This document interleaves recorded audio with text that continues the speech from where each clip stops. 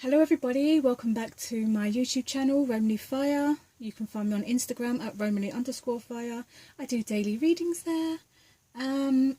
Today is your weekly energy read.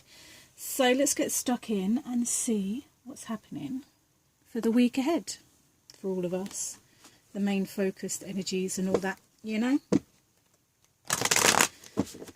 What's happening?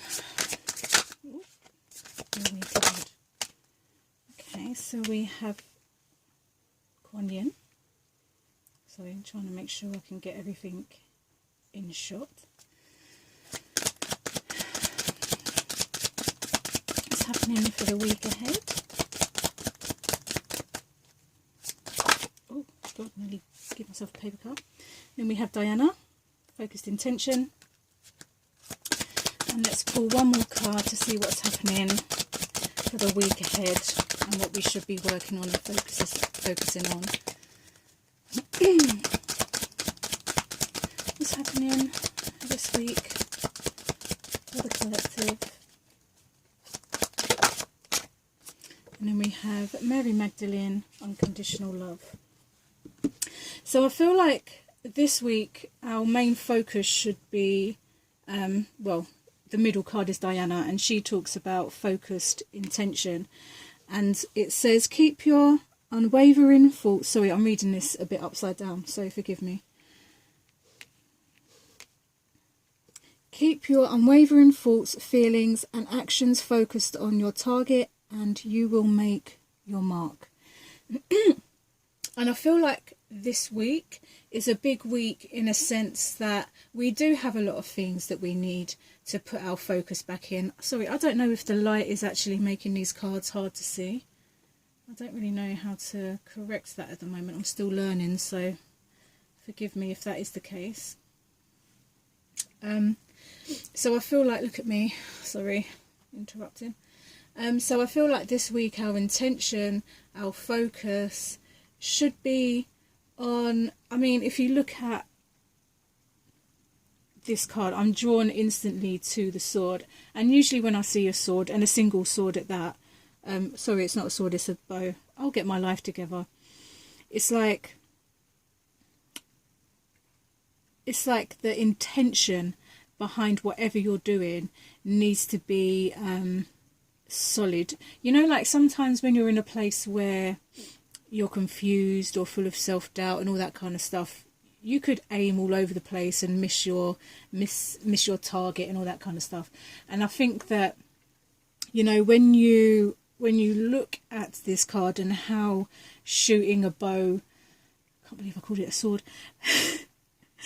when you think about how the bow and arrow works, you have to draw the bow back with the arrow to make it push forward. So sometimes we have to look back basically to move forward. And I don't mean that you've got to go back to stay there and pull up a sofa and reminisce and just get all caught up in feelings of the past and stuff like that, but to look back more so in a sense that look at how far you've come. Last year, I don't know about for you guys, but for me as an example, I didn't know if I was ever going to make it out of the situation that I was in. I felt very stuck, but now I can look back and go, do you know what? Every little tiny step that I took, whether it was a day of full care, staying in bed, you know, you get up, brush your teeth, get back in bed, rest, look after yourself, or whether it was sitting for 8 hours straight at a desk, working on a web page or your YouTube channel or whatever it is. For me it was a web page and YouTube and my Instagram and stuff like that, because I really just want to live my purpose now, you know. I don't want to keep stuck in a place that doesn't resonate, you know. And I feel like for you guys it's quite similar in a sense that, you know, you're you know, when you look back because you're looking back to see how far you've come, and not so much to look back in a sense of, oh, I wish I had that. Because the more you get into yourself and the more you understand yourself and what you want and your dreams and, you know, what you want for your future and all that kind of stuff, you have to learn a lot. Like you can't go through life and not experience anything, because you'll never appreciate or understand anything. And I think that when we draw back that bow and we look back and we see what's going on, we use that energy, you know, like the energy of whatever emotion is brought up to the surface, and we use that emotion not to self-destruct, but to fuel our fire, to push us forward into the next stage of our journey. And then we have Kuan Yin. I butcher a lot of words, by the way, just because I don't resonate with words very well, so you have to forgive me if I do. So Kuan Yin, she talks about compassion, and I think when it comes to our focused intention, what I was just talking about, when we look back at the past, or when we are focusing on a bigger goal or dream, to remain in a place of compassion, because we can get to a place where we may be overly critical. We may we may rip ourselves a new one, because we're only human at the end of the day. We have to experience human nature and stuff like that. But with Kuan Yin showing up, she's just saying, yeah, this may be a hard situation for you at the moment, but don't come at yourself in a critical way. Come at yourself in a more compassionate way. Understand why you feel what you feel. Don't attach yourself to the feeling, but understand the emotion behind that feeling. And, if you feel triggered, I enjoy triggers, because for me, that's showing me that there's something that I still need to work on. And instead of ripping yourself a new one and being brutal to yourself, Kuan Yin is just... Kuan Yin.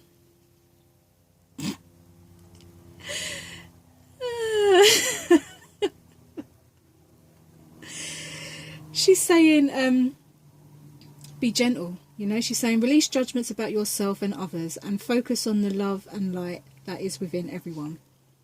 And I feel like this is more focused on you more so than anyone else, because if you don't have it within yourself, then you're not really going to give it to anybody else, are you? So I think that this week ahead is to really focus on yourself, focus on all the emotions that are coming up, and to not, again, attach yourself to these emotions, but instead to understand why you feel them emotions, and then to use them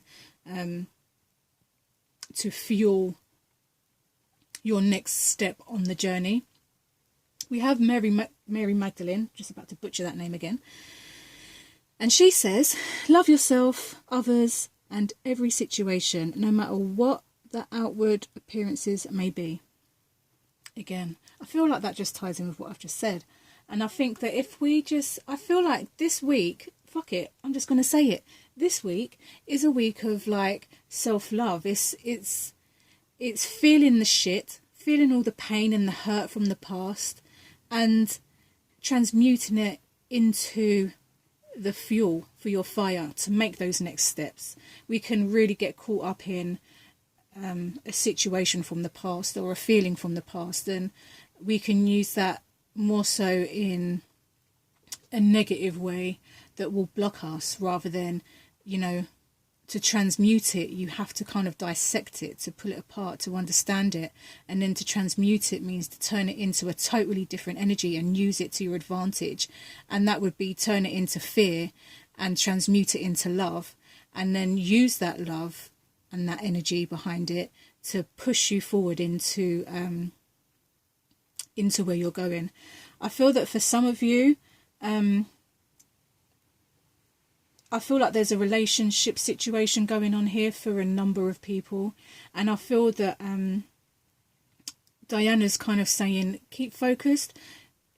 I feel like there's many people that can get quite bored easily if they're not satisfied, or things don't go their way and stuff like that. But you asked for a specific thing when you manifested your relationship.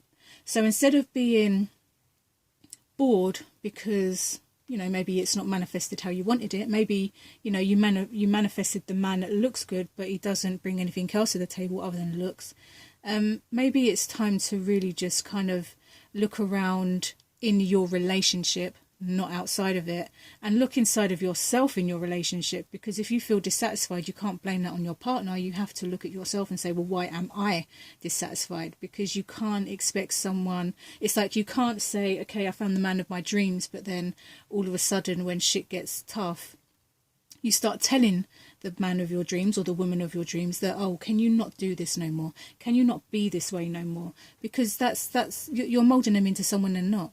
If you met this person, you love this person, then accept that person. Grow together. You know, there's you, there's them, and then there's both of you. It's like you, me, and we. If there's no me and there's no you, there cannot be a we. It's as simple as that. So if there is a relationship for a couple of you guys out there that seems to be going through a rocky patch, or you might be questioning your choices and stuff like that, good. You need to question your choices. Everyone does. When you stop asking questions, you might as well assume that, you know, what's the fucking point then? Always ask yourself questions. And in whatever the relationship, it doesn't have to be a romantic partner. It could be friendship, it could be work-wise or family or whatever. But I do feel like this is more of a partnership. And focus, like, stop worrying about what's going on around you and the world around you and the people around you. Focus on your relationship, because if your relationship really matters, it doesn't matter what anybody else is saying or thinking or doing. You know, sod them. This is your life, your partner, your relationship. You know, if there's trouble in paradise, you know, figure it out, communicate, figure out what's going on. There's no point in both of you being stubborn ass like brat childs, you know, and brat childs, Jesus help me. You know, you've got to communicate. Like if you haven't got your foundations set to a simple standard of communication, trust, respect, and all that kind of stuff, then what the fuck are you even doing, if I'm being honest? So, relationship, if this is you and your relationship is a bit tits up at the moment, communication is everything. Keep your focus on your relationship. Don't go window shopping or, you know, doing what you would usually do, and keep your options open, because you could potentially be with someone that can give you something really great and stable with all of this love energy around it. There's a lot of love in this reading today. And I think that if you take your focus away from why you first got together with that person, and you stop communication and you're looking for something better and what's greener on the other side and all that crap, you could potentially really miss out on someone that's really good. And all it takes is communication. All it takes is for you to focus on what it is you actually want and where you're going and stuff like that. Sorry. Right, let's go back to, let's see what else is coming up for this week. Self-love, again, brought back to the self-love. Mary Magdalene, unconditional love. Okay, so let's use the relationship thing again. So, you know, we treat people better than we treat ourselves, right? So my question to you is, what would you do for your partner or your loved ones today, right now? If they needed you, what would you do anything and anything for your partner, your loved ones? I would say if that's a yes, then that's brilliant. But why would you not do the same thing for yourself? And I would say that this week, put that same amount of attention on yourself and looking after yourself and being soft with yourself and understanding yourself, and not, you know, telling yourself that you're not good enough or anything like that. This is just a really strong week of self-love and dedicating your time to yourself, even if you are in a relationship or whether you're single. It doesn't really matter. The focus this week is 100% you. It's 100% how you think, feel, and everything else. And once you get yourself right, everything else will fall into place. And that covers everything, relationships as well. You know, like I was saying, that if you are in a relationship or your relationships are going a bit tits up at the moment, you can't blame other people for how you feel. So if you feel like you're just not happy, why are you not happy? That's got nothing to do with anybody else but yourself. But we're so focused outwardly that we don't want to take that responsibility. And I can understand. Excuse me. I have it. Yeah. I won't go into that, but yeah. Triggered. So yeah, I would say that just bring your focus back into you. You can't blame anybody else for how you feel, and you can't keep doing the blame thing. At some point you have to be responsible for yourself and what you're doing and where you're going. And yeah, you may have to look back to go forward, and that's perfectly fine. As long as you don't pull up a seat, sit there and get stuck there. We need to do that from time to time. I'm not even going to lie. The truth is the truth, right? Sometimes we need to look back to see how far we've come. Sometimes we need to look back because we need to understand the lesson, or we want to experience what we experienced again, but to understand it on a different type of level, you know. When emotions come up, they don't come up because they're trying to be an asshole. They come up because they want to be released. And when something wants to be released, it means that you're ready for something new. It's that whole rebirth situation. It comes in many forms, not just literally the dark night of the soul. It could just be absolutely anything, you know. Sometimes you have to let old situations die so you can create. Oh god, okay, sorry, another message just came in. If you're surrounded by people that don't resonate with you at the moment, or they don't bring that energy of love and security, or like, what's the word I'm looking for, like your tribe, you know, like love is unconditional, there is no condition. So if you're surrounded by people this week, or just in general, that are just not,